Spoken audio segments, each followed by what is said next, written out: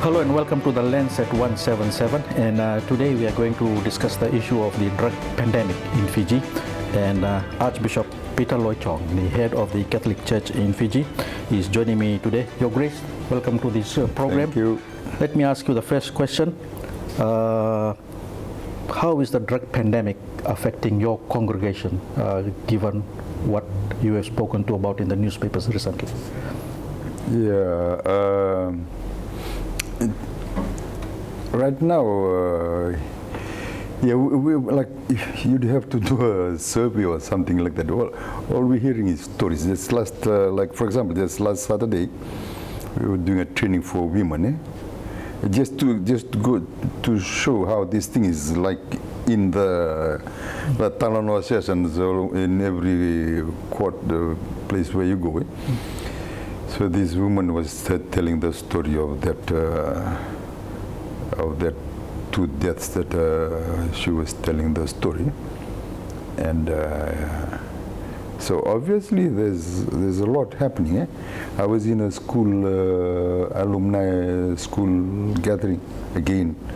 You know, they are talking about. So it's almost like everywhere you go, there are talks about this. So obviously, it's out there, and it's affecting people. That much you can, you can gauge by where you go, how the conversation, many gatherings that you go to, you are very likely to, to meet this conversation around drugs.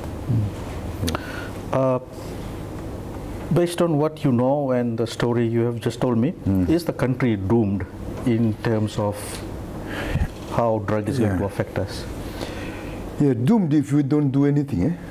That's the thing. If you say, if we don't do anything, then you can use that word. You are heading for doom. If you don't do anything, if you don't bring some human values into this, yesterday with the interview with some of your journalists, I talked about the bigger picture of this thing, and that is putting it in the context of globalization.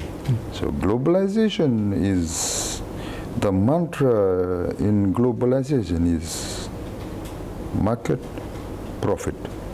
This is like the thing that drives our world. And anything that brings, there is a market, there is a profit, this is what drives the world. And with that, then the human dignity, the dignity of human beings is forgotten in this, because the main thing is profit. And if we allow our world to be driven by by globalization, and the marks of globalization, what we are seeing now, fast communication, intense communication, and money gets moved around very fast. And one author compared the world that is driven by globalization like a ship that is lost. We are in this ship, and many of us are in the bottom of the deck. Only a few people are on top enjoying the thing on the top deck. We don't know who's the captain of the boat. We don't know what map he's using, but we know one thing: if we continue going the way we're heading, we're gonna wreck this ship. Doom. We're heading for doom if we don't humanize this world that is driven by globalization, money, and the market. So doomed if you don't do anything. So the challenge for the whole world is how we give globalization a human heart, and that's the missing link. That's gonna, if we keep on going the way we are, that's doomed. Yes. So if nothing is done, the country is doomed with the effect of drugs. Will leaders like you have failed in the work you are doing now to highlight what drug pandemic is about? Oh yeah, not only everybody who is in leadership will have to take the blame. Government, church, and for us, church, we have a contribution here. Government has to make a contribution. So for me, I made a very special effort to give a contribution to the drug consultation that was done by the government. And unfortunately, we did not really, the things that we suggested did not really find a place in the national narcotic plan that we have. So what I had proposed that time to the Minister of Information in his consult is that, when you are faced with a social problem, then you need a social tool in order to understand that problem. You can't just do a band-aid solution or come with a cut and paste solution that you get from another country. If you have a medical problem, you need to attend it with a medical tool. Over here, we have a social problem. And how do you address a social problem? So, for the Catholic Church, we've, there's a tool that we use, and it's not only Catholic Church, many other disciplines. So it's called social analysis. It's not a new term. So you got to analyze the problem and find, and in social analysis, you don't only look at the surface of the problem. You want to get underneath what's the root cause of the problem, so that you can devise, talk about a solution that addresses the root cause of the problem. So the people that I was talking with at that time, they were two policemen. That language is kind of new to them. So I told him, see, it's very hard to talk about this here. I need longer time to talk to you about what social analysis means and why it is important if you want to address a social problem. You can be wasting a lot of time and money if you're not addressing the root cause of the problem. And you can be doing things, but the problem continues because you're not uprooting the problem. So for us as church, that's that's our contribution. With that, so today we just finished the meeting and trying to discuss how we as a Catholic Church will make a response to this, and using the resources within the Catholic Church, and then to devise almost like a resource kit, a set of guidelines. You talk about a resource kit that you can give to parents, to schools, to churches, that they can use to address the drug problem. So if somebody was to look deeper, what are the root causes of the drug pandemic? Yeah, you'd have to ask, why do young people take drugs? You'd have to ask that question, and because that's where you find the long-term solution. If you just touching the tip of the eyes or the skin, then you're not getting down to the root. So you'd have to ask. In social analysis, you ask why. Why are people doing this? What is the root cause? You'd have to go to the people that take it and ask them why they take it. There are some people that are ready to come up with the reasons. There are some drug survivors or people that have recovered that can tell that story, and then you can get in information. There are researches done. You just have to Google, reasons why people take drugs, Just today I showed to our council meeting 5 reasons.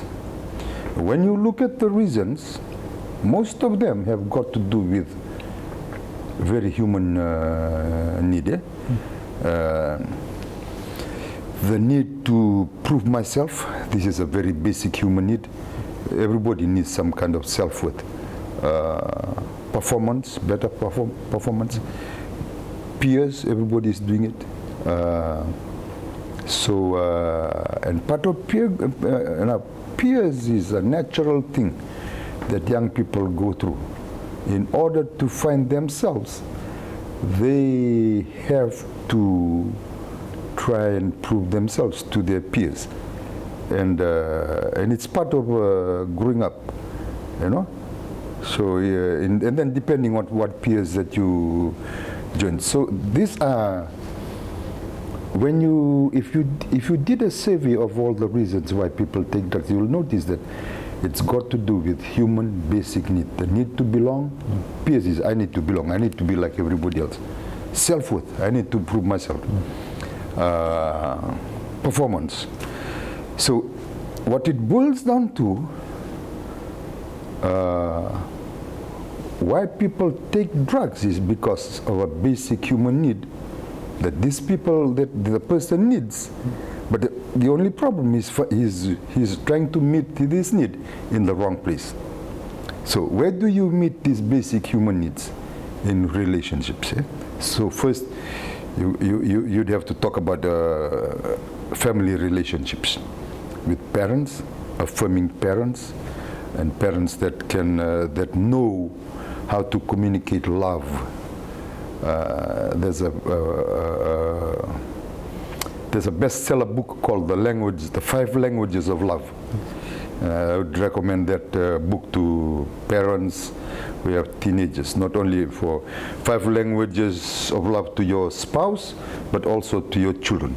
And knowing the purpose of that, the idea of that book is to know the love language of your child. Everybody has a different love language.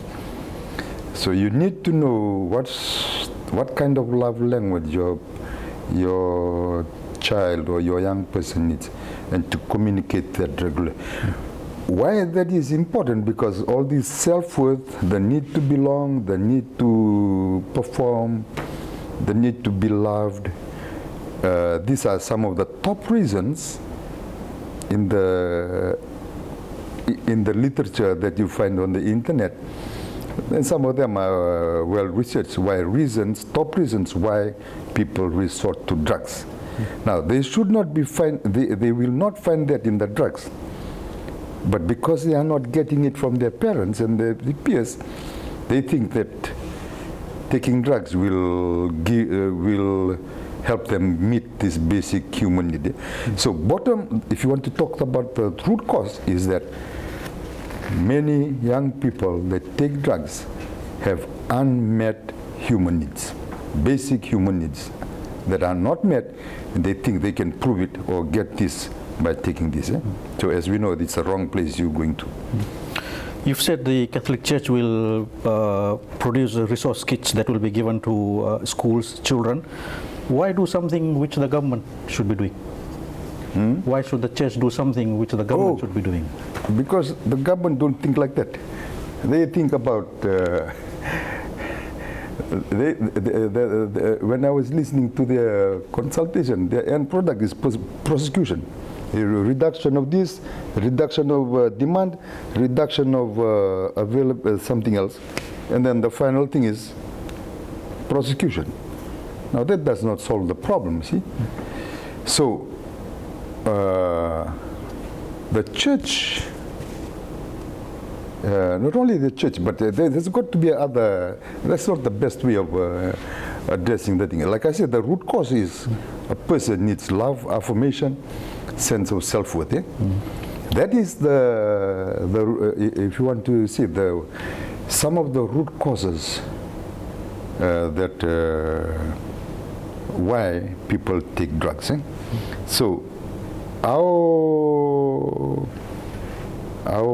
method is about meeting basic human need.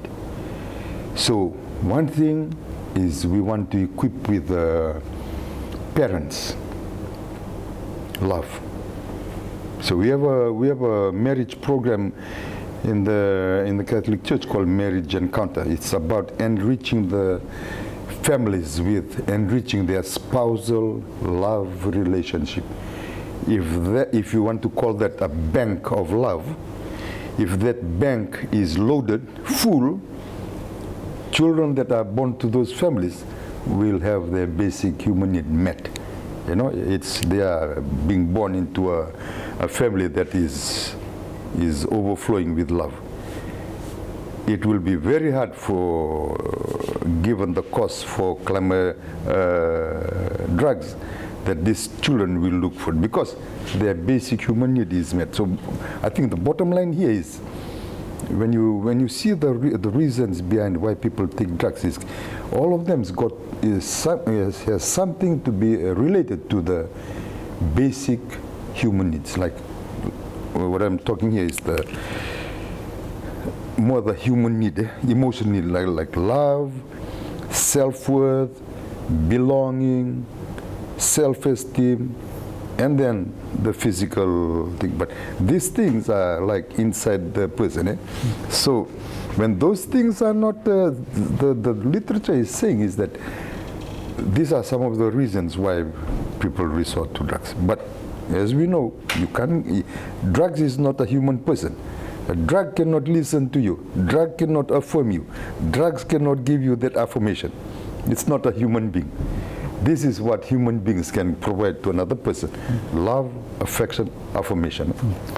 Thank you, Archbishop. We'll take a short break and continue the discussion on the other side. We were around when the deed was first signed. We were around when the first car engine roared. We were around when the very first was crowned. Through devastations, jubilant celebrations, and the milestones. We will continue to be around to bring you all the stories first. Welcome back, Archbishop. In the first segment, you mentioned the 2023-2028 narcotics strategy is more inclined towards prosecutions, as you said. Now, this is when the Ministry of Information presented their strategy. Right. It has to like the reduction of, I forgot, but one reduction of supply, demand, and then the final one is prosecution. Okay. That's like their strategy. But I know after that, there was another national plan that was done. Okay. Given what you have told me, how the road the church is taking and the road the government is taking, can I ask you, you do not agree with the government plan of the strategy they have produced on narcotics? I have not. I was trying to find the document, the national plan. So I can't comment on that, but I can comment on what the initial plan that they showed us when they called me to have a consultation with them. I think we have by doing a social analysis, you are asking the question, what is the root cause? You know, unless you touch the root cause, then you can be scratching here, there, and spending a lot of time, money on something that is not dealing with the root cause. So I suggested to them that we should do a social analysis, which is a new language for them, and that's why we took them to PTC and did a social analysis workshop to understand, to give them an approach of how you address a social problem by carrying out a social analysis. So I told them, I said, this is a very simple story. You can apply to this drug thing. One morning, two women go to the river. They see one baby floating down. They call to the village. One man comes, swim, saves the baby. Next day, two babies float down the river. They call, two men come, save the baby. Next day, three. This time they saved only two, one goes down. And then the babies keep on dying, floating. It can be said about drugs, you know. I know, I've been told that 3 people already died. There could be more. Deaths can continue. We can be like those people just sending out. But at one point, the village people said, hey, let's talk about this, man. So they said, some said, we need more swimmers and fit swimmers to rescue the babies. Another person said, and we need some people to be cooking porridge so that when we save the baby, there is food. Then somebody said, we need like a tower so that we can see how many babies are floating down. But then somebody said, how about we go up the river and find out who is throwing the babies into the river. So that person is asking, what's the root cause? Now, if we don't ask the root cause, or if we don't know the root cause, we can be wasting a lot of time, wasting a lot of money, wasting a lot of donor money, and not doing the real thing that will address the problem. So without doing a social analysis, you will fall into that. So what the government is doing currently in regards to the drugs, they are the ones at the riverbank and not up the river. Yeah, I don't know. Until they ask that question, what is the root cause, and doing their homework and trying to find out, asking that deeper question, doing an analysis, what is at the bottom of this? And you don't have to go too far. Like I said, I'm sure there are researches done on drugs.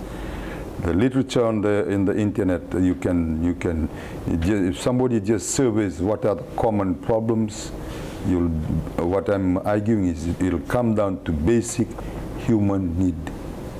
Now, in this world, this basic human need is underdeveloped, especially with the high technology culture that we live in. Cell phones, that is in the hand of everybody, that is almost like part of life, which diminishes the deep relationships that feed the basic human need of people, So 4 people can be sitting around this table, and you can guess what they will be doing, There will be very little talking to each other because everybody's got a... So given that kind of lack of relationship, there will be a lot of people who are deprived of listening, affirmation, love, and a sense of belonging, because where is their relationship is dominated by the cell phone. So these things will continue, and we've got to, we've got to teach people to go back to the basic, something that is very basic to human beings, and that is we are social beings. We thrive. We live on social relationships. It's like fish, taking a fish out of water when there is no relationship, because that's where the human emotional, psychological needs are fed through relationships. Our world is becoming deprived of deep relationships, and then because of that, we do not know how to make good decisions. We become indecisive, and then some decisions we make in the spur of the moment are not the best ones. Sometimes for young people, it's either drugs, it's either suicide, and those other decisions that are not good. For ministers or the Prime Minister or for the Commissioner of Police to stand up and say to children, say no to drugs, say no to drugs, say no to drugs, is that going to work? Yeah, it's a negative thing. What he should be saying is see, a social problem does not just happen by itself. There are links, There are things that contribute to a social problem. It just does not happen on its own. So there are contributing factors. So you would have to think, see what are the links that contribute to the drug problem. You cannot, if you just say drug all the time, then it's isolating the drug from the linkages, It's like if you put a nice you know, pawpaw here. Nice, yellow, sweet, juicy. There are things that contribute to the pawpaw to be like that. Sun, rain, manure, few things. So likewise, the social problem is like that. You cannot be just naming the drug. They are contributing factors. So one of them is family. You need to address families that provide the basic need of the child. That's one of the big things. As I was saying, given the digital culture that we have today, we are depriving our children of the nourishing relationships of love and belonging that only come from good parental relationships and good husband and wife relationship that flows to the children. When you don't have that, then the child is like empty. The child looks for something. And that's where the drugs come in. Have you spoken to your counterparts in the Methodist Church, and should they be doing something like what you're doing? Yeah, we've talked about this with the Fiji Council of Churches. At one point, the Ministry of Education came over to partner with the Fiji Council of Churches, and but that did not really go well. Then, the Minister of Home Affairs invited us. So we've done some conversation with the Fiji Council of Churches. More can be done. This calls for a big multilateral kind of approach. Everybody, not only church, religions, schools, the whole, because, see, globalization covers everybody.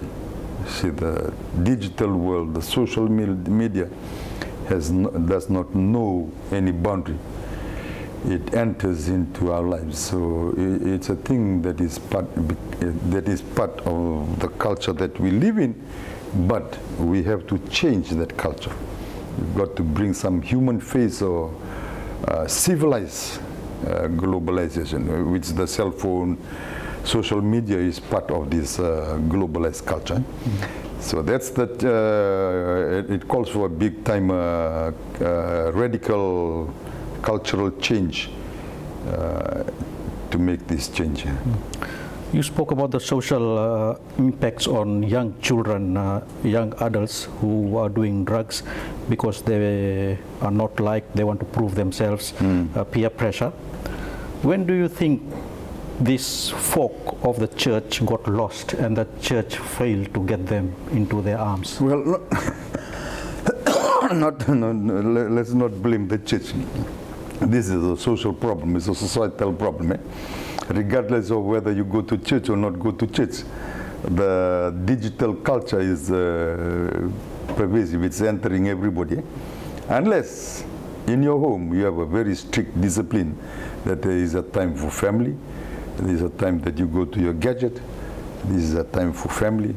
And unless you do that, then you can place yourself in.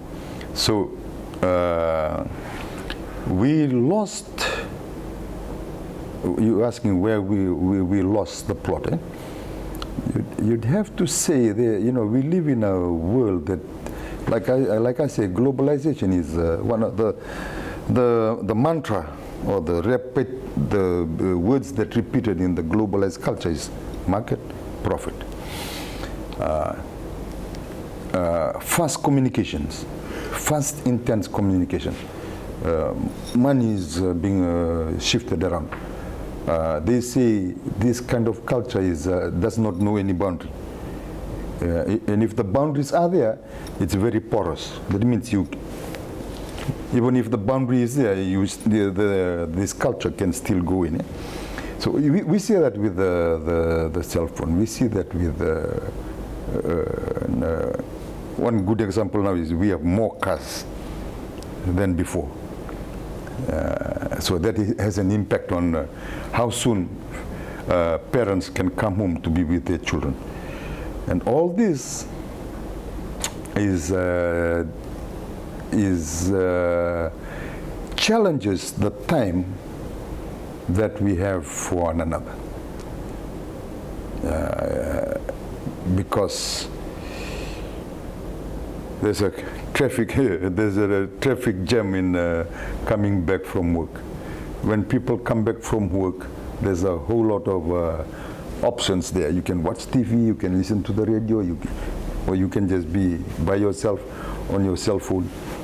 And if we don't make good decisions, then we flow with this, then we find ourselves really having very little time for each other. So this, to me, is, you can call it our failure, but we've allowed the culture to be the flow. And I think our failure is not, we will fail if we don't wake up from this cultural flow, if you want to call it. Archbishop, when will you be happy, or when will you realize that, yes, we are winning the fight now? I don't know. Well, you never arrive this. What I'd like to say more is we got to do some serious decisions and planning. So for us in the Catholic today, today we have our council meeting, which happens every quarter. One of the agendas I put there is drugs, and the second one is about reconciliation. But we spent a lot of time this morning talking about, what is our response to the drug. So we had a roundtable discussion, and so we decided that we will form a team, draw up, we'll do a research, go to do a social analysis, come up with a resource kit that can be sent to families, can be sent to church, schools, that can be used as a resource. Some very practical guidelines, how to communicate with the other. If you notice, even to just notice the signs. If you see the signs, how do you communicate? Whether it's drugs, you just see the mood change, you should be able to respond effectively. And effectively, and the communication, so that, the child feels loved. Final question, Archbishop, why do I get the feeling that you want to criticize the government on how they are dealing with this pandemic, but you don't want to do it? Is that a correct assumption?